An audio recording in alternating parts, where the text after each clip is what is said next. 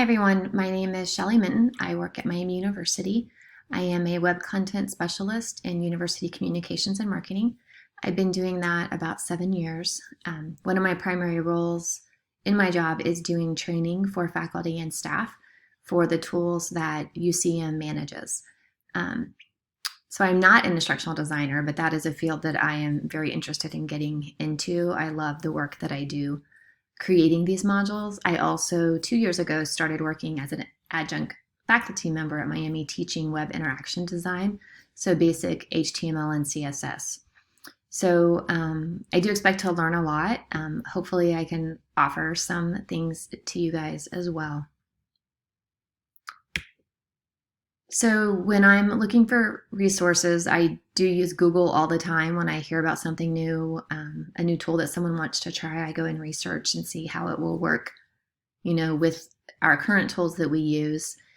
In my teaching at the class, I reference W3 Schools a lot. They have really good tutorials for teaching HTML and CSS, and I use this for my Cascade users as well, for those that want to learn a little more.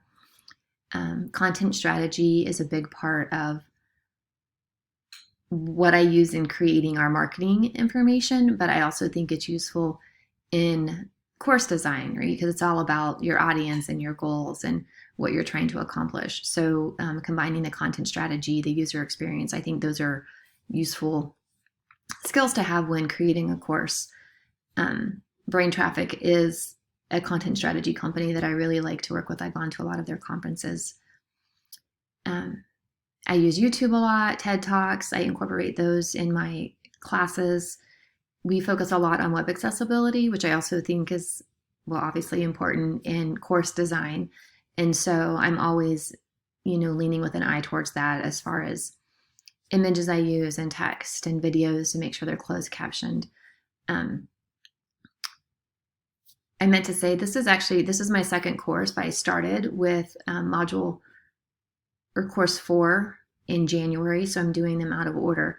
So that course was all about using Oscar, and so there were some really great course evaluation tools out there, and we found some that actually applied a lot towards diversity and inclusion, which I really appreciate, and also accessibility. So I plan on using some of those tools in conjunction with using Oscar when I do my own course evaluations. And then for Miami, we have faculty resources, and that's where I've gotten a lot of my information. I've done a lot of training through our own e-learning office, which I know most of you work in. So for me, being just a trainer in a department and then also working as a faculty member, I rely a lot on our e-learning team. The types of resources that I make are actually web pages for the most part. I do put my training in Canvas courses. So my class I teach is obviously in Canvas, but then also I've created courses in Canvas to do our content management system training, FormStack training, which is our form solution. Really all the classes that I make go in FormStack. I make demonstration videos so they can kind of see how it's working, what the steps they should take, and then doing a lot of examples and screenshots.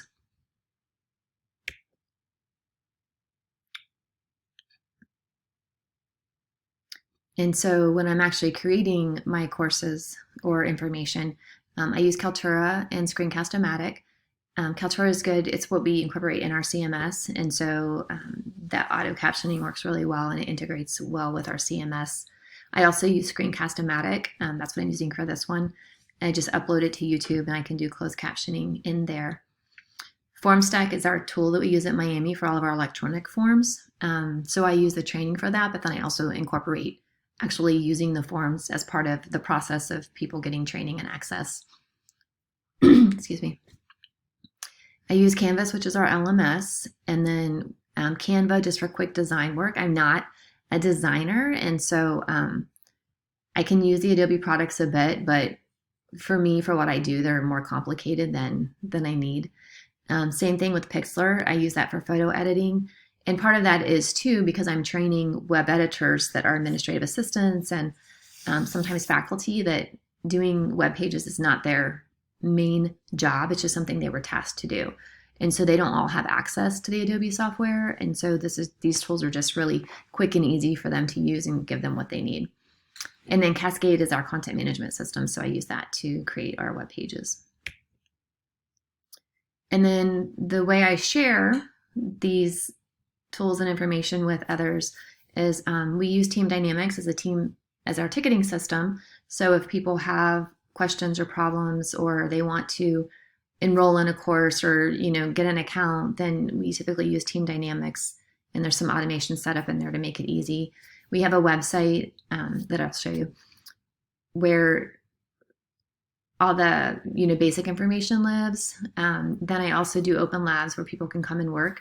They were in person, but obviously right now for COVID, we do everything through Zoom.